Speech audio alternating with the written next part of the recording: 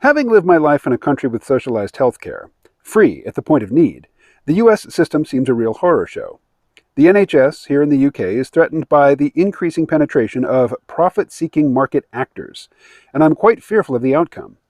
Every time I take one of our cats to the vet, it feels a lot like when I go see my doctor, until I get the bill on the way out of the vet's.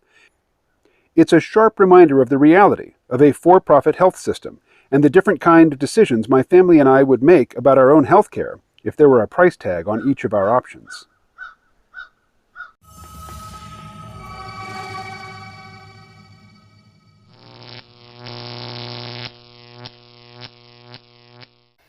All right, now I'm walking down the hill that I walked up in the previous video.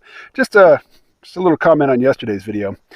Somebody from the UK mentioned that when they go to the veterinary clinic, for their pets, it seems like, a regular medical visit, but then when they leave, there's a bill that they have to pay.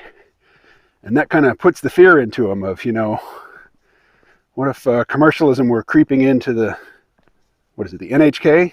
Or the NHS? I don't know, your National Health Service. Seems like it should be NHS. And to me, it's the exact opposite, When I go to the vet, not for myself, obviously, but when I take an animal to the vet, and then I leave and I pay the bill right then and there, it's an affordable amount. Even for surgery, even when my cat had to have her leg amputated, and she'd been there overnight, and there were x-rays, still, it was an amount that I could just write a check for, and it was done. Whereas if I had gone in to a human hospital for the exact same procedure, plus a night, in the hospital, it would have been tens of thousands of dollars.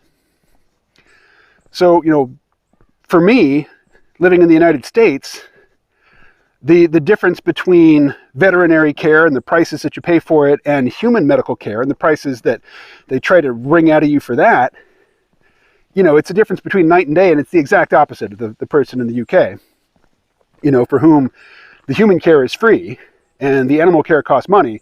Here, the animal care costs an amount of money that I can pay, and the human care costs an amount of money that would destroy me financially.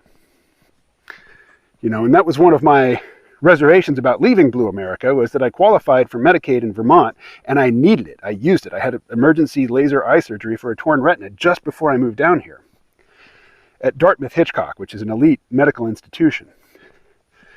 Now I'm on my own again. I don't qualify for Medicaid here in Arkansas.